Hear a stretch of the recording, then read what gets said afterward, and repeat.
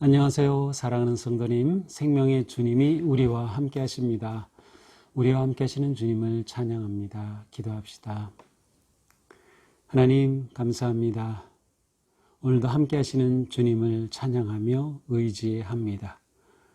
오늘도 저희들이 주님 안에, 그리고 주님이 저희 안에 계셔서 주님을 온전히 따르고 또 주님과 깊고 아름다운 믿음의 교제로 승리하는 하루가 되게 하여 주시옵소서. 예수님 이름으로 기도합니다. 아멘. 네, 오늘 말씀은 잠언 17장 15절에서 28절입니다. 제가 읽어보겠습니다. 악인을 의롭다 하고 의인을 악하다 하는 이 두 사람은 다 여호와께 미움을 받느니라. 미련한 자는 무지하거늘 손에 값을 가지고 지혜를 사려 함은 어찌민고. 친구는 사랑이 끊어지지 아니하고 형제는 위급한 때를 위하여 낳느니라. 지혜 없는 자는 남의 손을 잡고 그의 이웃 앞에서 보증이 되느니라. 다툼을 좋아하는 자는 죄과를 좋아하는 자요 자기 문을 높이는 자는 파괴를 구하는 자니라. 마음이 굽은 자는 복을 얻지 못하고 혀가 패역한 자는 재앙에 빠지느니라. 미련한 자를 낳는 자는 근심을 당하나니 미련한 자의 아비는 낙이 없느니라. 마음의 즐거움은 양약이라도 심령의 근심은 뼈를 마르게 하느니라. 악인은 사람의 품에서 뇌물을 받고 재판을 굽게 하느니라. 지혜는 명철한 자 앞에 있거늘 미련한 자는 눈을 땅끝에 두느니라. 미련한 자들은 그 아비의 근심이 되고 그 어미의 고통이 되느니라. 의인을 벌하는 것과 귀인을 정직하다고 때리는 것은 선하지 못하니라. 말을 아끼는 자는 지식이 있고 성품이 냉철한 자는 명철하니라. 미련한 자라도 잠잠하면 지혜로운 자로 여겨지고 그의 입술을 닫으면 슬기로운 자로 여겨지느니라. 아멘. 자, 오늘 말씀도 여러 가지 주제가 나오고 있습니다. 자, 15절. 악인을 의롭다고 의인을 악하다는 이 두 사람은 다 여호와께 미움을 받느니라. 악인을 당신은 의롭소. 또 의로운 사람에게 당신은 악합니다. 이렇게 판단을 내리는 거예요. 어디서 이렇게 내리냐면 재판정. 그렇죠? 재판관이 이렇게 판단을 내린다. 악인을 의롭다고 하고 의인을 악하다. 이렇게 판단을 내린다. 이것은 하나님께서 아주 미워하시는 것입니다. 자, 그래서 첫 번 말씀은, 첫 번 15절은 법 질서에 관해서 그리고 재판에 관해서 주시는 말씀입니다. 요즘도 그렇지만 그 당시에도 이 법정이 굉장히 불공정했던 것 같습니다. 타락이 만연하였고 부당한 거래가 법정에서 이루어진 것 같아요. 그래서 악인을 의롭다 하고 의인을 악하다 하는 판결을 내리게 되는 거죠. 이렇게 되는 것은 정의에 대한 모욕입니다. 자, 나라는 재판의 모습을 보면서 공의로운 나라인지 바른 나라인지 좋은 나라인지를 판단할 수 있을 것입니다. 자, 23절에도 나옵니다. 악인은 사람의 품에서 뇌물을 받고 재판을 굽게 하느니라. 아하, 여기는 구체적인 예가 나옵니다. 악한 사람은 뇌물을 받고 재판을 굽게 하는 겁니다. 정의롭게 바르게 공정하게 재판하지 않고 재판을 굽게 하는 거예요. 뇌물을 받고 말이죠. 자, 26절은 또 이렇게 나옵니다. 의인을 벌하는 것과 귀인을 정직하다고 때리는 것은 선하지 못하니라. 15절과 비슷하죠. 의인을 벌하고 귀인을 정직하다고 때리는 것이 선하지 못하다. 의인을 벌하면 안 되죠. 돈이 있다고 해서 그 사람을 정직하다고 해서도 안 되는 거죠. 이것은 바르지 못한 재판입니다. 법의 공정성이 중요한데 법의 공의가 실현되지 못하고 있습니다. 자, 이러한 구절들을 통해서 재판정의, 재판관이 사회의 법이 공의롭고 바른 그러한 사회가 되어야 한다라는 것을 보여주고 있습니다. 이것은 어떻게 가능합니까? 하나님을 경외해야만 가능한 거예요. 재판장이 자기 권력 다 가지고 있는 것처럼 행사하면 안 되죠. 하나님이 보신다. 내가 하나님 앞에서 재판을 한다라는 그러한 의식이 있어야 하는 것입니다. 우리가 살아가는 이 사회에는 어떠한가요? 잘못된 벌을 내리고 잘못된 판결이 이루어지고 있지는 않을까요? 그런 일이 종종 일어나는 것 같습니다. 우리는 우리의 일상의 삶에서 의롭고 바른 삶을 살기에 더욱 힘써야 하는 것이죠. 16절, 미련한 자는 무지하거늘 손에 값을 가지고 지혜를 사려 함은 어찌민고. 자, 미련한 자는 당연히 무지한 사람이에요. 그런데 어떻게 무지합니까? 돈을 가지고 지혜를 사려고 하는 겁니다. 돈을 가지고 지혜를 사려고 해요. 그러나 지혜는 돈으로 살 수 있는 게 아니라 마음으로 얻는 것입니다. 지혜는 돈으로 살 수 없어요. 돈으로 다 해결된다고 생각하는 것, 미련한 것입니다. 돈으로 법정의 잘못을 법정의 공의를 흔들려고 하는 것 다 잘못되고 미련한 것이다 라는 것을 알 수 있어요. 지혜는 마음으로 얻는 것이기에 돈으로 살 수 없는 것이다. 그러므로 우리는 돈이면 다 된다라고 하는 생각을 버려야 합니다. 돈이면 다 돼. 재판도 돈이면 다 되고 지혜도 돈이면 다 돼. 아닙니다. 하나님은 바르고 신실하고 정직하고 공의로운 마음에서 진정한 지혜와 삶이 나옴을 말씀하고 있습니다. 17절, 친구는 사랑이 끊어지지 아니하고 형제는 위급한 때를 위하여 낳느니라. 그렇죠. 자, 친구와 또 형제에 관한 이야기입니다. 아주 가장 가까운 인간관계를 말해주고 있죠. 자, 가까운 인간관계의 아름다움은 무엇입니까? 친구는 사랑이 끊어지지 않은 겁니다. 친구 사이에 우정이 계속되는 것처럼 아름다운 것은 없습니다. 또한 형제는 위급한 때를 위하여 낳았다. 위기를 만날 때, 어려운 때 가장 큰 힘을 줄 수 있는 것이 형제라는 거죠. 이러한 형제가 있는 사람은 정말 행복한 사람일 것입니다. 지혜로운 자는 바로 그러한 친구를 만들고 그러한 형제 관계를 세워갈 것입니다. 형제가 또한 친구가 사랑과 신뢰와 이처럼 함께하는 힘이 되는 관계라면 우리는 넉넉히 그 삶이 행복한 삶이 될 것임을 충분히 짐작할 수 있을 것입니다. 자, 17절 맞죠? 자, 이제 18절입니다. 지혜 없는 자는 남의 손을 잡고 그의 이웃 앞에서 보증이 되느니라. 자, 또 보증에 관한 말씀이 나왔네요. 자, 잠언서에서는 보증을 하지 말라고 계속 말씀합니다. 모든 잠언에서 보증에 관한 구절은 전부 보증을 서는 건 지혜롭지 못하다라고 말하고 있어요.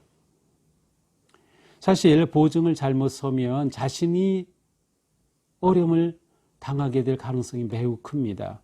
앞에서 이미 언급하였듯이 우리가 사람이 사람을 보증할 수 없는 거예요. 궁극적으로.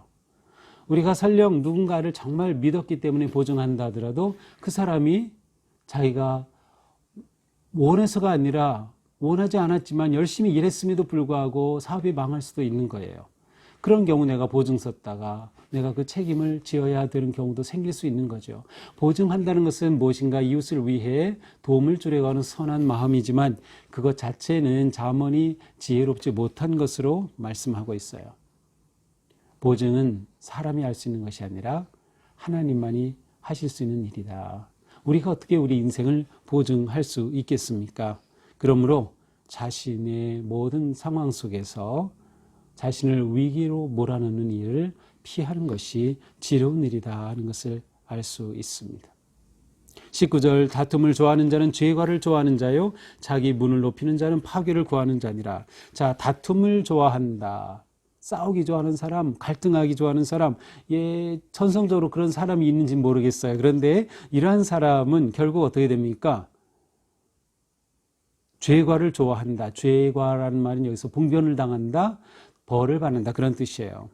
그러니까 다투면 그 다툰 결과가 있는 거죠. 벌을 받게 되는 거예요. 이게 지혜로운 사람은 다투지를 않아요. 피하죠.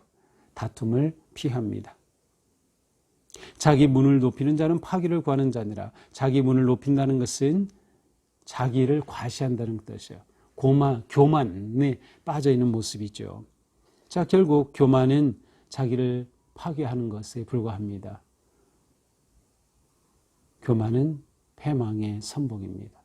그러니까 우리는 모든 상황에서 겸손해야 돼요. 겸손해야 돼. 이렇게 우리가 말은 하지만 정말 쉬운 일이 아니죠. 하지만 우리는 계속 겸손의 길을 향해 나아가야 합니다. 20절 마음이 굽은 자는 복을 얻지 못하고 혀가 패역한 자는 재앙에 빠지느니라. 자, 마음이 굽으면 복을 얻을 수 없어요. 굽은 마음, 거짓된 마음을 말하죠. 혀가 패역하다, 여기서 혀가 패역하다는 건 속임수에 능하다는 거. 아주 말로 속임을 잘하는 사람. 어떻게 보면 굉장히 꾀가 있는 것처럼 보일 수 있겠지만 그렇게 혀가 패역한 사람은 결국 재앙을 당할 수밖에 없다라고 하는 것입니다. 21절 미련한 자는 근심을 당하나니 미련한 자의 아비는 닭이 없느니라. 자, 미련하다는 것, 지혜 없음은 살아가면서 많은 문제와 어려움을 일으킵니다. 근데 자녀가 그렇게 미련하다면 부모가 얼마나 가슴 아프겠어요. 근심하게 되죠. 그래서 미련한 자의 아비는 닭이 없느니라. 그러니까 우리가 지혜롭게 산다고 하는 것은 나만을 위한 것이 아니라 바로 우리 가족을 행복하게 하는 길이기도 하죠. 그러니까 하나님을 경외하고 하나님의 말씀에 귀를 기울이고 말씀으로 사는 것은 이처럼 우리의 삶을 아주 복되게 만들어주는 길이 되는 것이죠. 22절 마음의 즐거움은 양약이라도 심령의 근심은 뼈를 마르게 하느니라. 자, 다시 마음이 등장했습니다. 마음이 즐거우면 약과 같아서, 좋은 약과 같아서 우리를 치료하고 힘을 돋구고 우리를 새롭게 해주는 거죠. 반면에 마음의 근심은 뼈를 마르게 하니 온몸을 병들게 하는 것입니다. 자, 우리의 마음 관리, 마음 다스림이 얼마나 중요한지 다시 또 언급하고 있습니다. 자, 마음이 중요한 것은 마음과 우리의 삶, 행복한 삶은 마음과 연결되어 있어요. 우리의 말과 행동은 마음으로부터 우러나오는 것이죠. 그래서 마음을 잘 관리하는 것은 우리 인생을 관리하는 가장 중요한 영역이라고 할 수 있습니다. 자, 그러므로 우리는 항상 내적인 마음을, 내면을 돌보고 관리하는데 관심을 기울이고 계속해서 말씀으로 나를 세우고 말씀으로 새롭게 하는, 그래서 우리가 이렇게 매일 말씀을 묵상하는 거, 이거 정말 우리의 마음을 관리하고 우리 인생 관리를 위해 아주 중요한 것이죠. 그래서 지금 듣고 계신 여러분 정말 잘하고 계신 겁니다. 제대로 선택하신 거예요. 결코 이 은혜의 시간을 놓치지 말기를 바랍니다. 27절 말을 아끼는 자는 지식이 있고 성품이 냉철한 자는 명철하니라. 미련한 자라도 잠잠하면 지혜로운 자로 여겨지고 그 입술을 닫으면 슬기로운 자로 여겨지느니라. 자, 또다시 언어에 관한 말씀이네요. 예, 말에 관한 말씀이 정말 빠지지 않고 나오지요. 자, 그것은 말이 그만큼 우리 인생의 삶에서 굉장히 중요한 역할을 하기 때문입니다. 자, 27절 말을 아끼는 자는 지식이 있다. 함부로 말을 많이 하지 않는 겁니다. 말이 지나치면 오히려 그것은 어리석음이 되고 마는 거다. 그래서 우리는 말할 때 말이 지나치면 안 돼요. 또 말이 너무 많아도 그것이 좋지 않아요. 말은 적당한 때에 멈출 수도 있어야 합니다. 더 나아가서 28절에 보니까 미련한 자라도 잠잠하면 아예 말을 하지 않고 잠잠해, 침묵해요. 지혜로운 자로 여겨지고 입술을 닫으면 슬기로운 자로 여겨지라. 자, 그래서 지혜롭다, 슬기롭다라고 하지 않고 슬기로운 자로 여겨진다, 지혜로운 자로 여겨진다. 어떻게 하면? 말을 안 하고 침묵하면. 그러니까 우리말로 쉽게 말하면 침묵하면 중간은 가는 겁니다. 그런데 말이 우리 인생을 망가뜨리는 경우가 너무나도 많아요. 그래서 여기서는 침묵의 가치를 말하고 있습니다. 자, 마음과 삶, 그리고 마음과 말은 서로 연결되어 있습니다. 그래서 우리의 마음을 어떻게 가꾸느냐에 따라서 우리의 말이 달라질 수 있고, 우리의 말이 달라짐에 따라 우리의 삶이 달라져요. 그러니까 우리의 삶이 복된 삶, 질적으로 거룩하고 놀라운 삶을 산다는 것은 우리의 마음을 그렇게 가꾸는 것과 연결되며 또 우리의 말이 어떠한지와 깊은 연관이 되어 있습니다. 자, 오늘 말씀을 보면서 우리는 우리가 사는 사회가 정말 공정한 사회가 되면 좋겠다. 모든 재판이 의롭고 바른 재판, 가난하다고 멸시받지 않고 뇌물을 받고 굽게 하는 재판이 없는 사회가 되는 것이 너무도 중요합니다. 이 일은 우리 개인으로부터 시작됩니다. 나 혼자, 나로부터 의로운 삶, 공의롭고 바른 삶의 길을 걷기 시작할 때 우리 사회는 정의로운 사회로 세워질 수 있을 것입니다. 또한 지혜자는 전인적으로 자신을 세우고 가꿉니다. 전인적이라는 것은 몸과 마음, 모든 것을 전체적으로 나를 돌보는 것이에요. 우리가 마음을 잘 가꾸면 우리의 몸도 건강해지고, 몸을 잘 가꾸면 마음이 건강해지고 우리의 삶이 새로워진다. 그래서 마음, 내면과 외면이 서로 연결되어 있기에 우리는 지혜롭게 전인적인 자신의 삶을 관리하는 리더십, 전인적인 그러한 지혜를 갖추는 그런 성도가 되어야 하겠습니다. 우리가 사는 삶에서 말이 이렇게 중요하니 오늘도 내 입에서 나오는 말이 누군가를 격려하고 살리는 생명의 말, 은혜, 축복의 말이 될 수 있기를 주님의 이름으로 축복합니다. 기도합시다.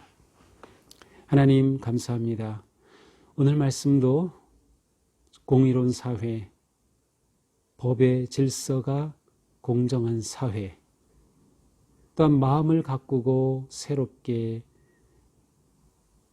복의 길로 나아가는 지혜, 언어를 정제하고 다스릴 수 있는 지혜, 저희들에게 이와 같은 지혜가 필요합니다.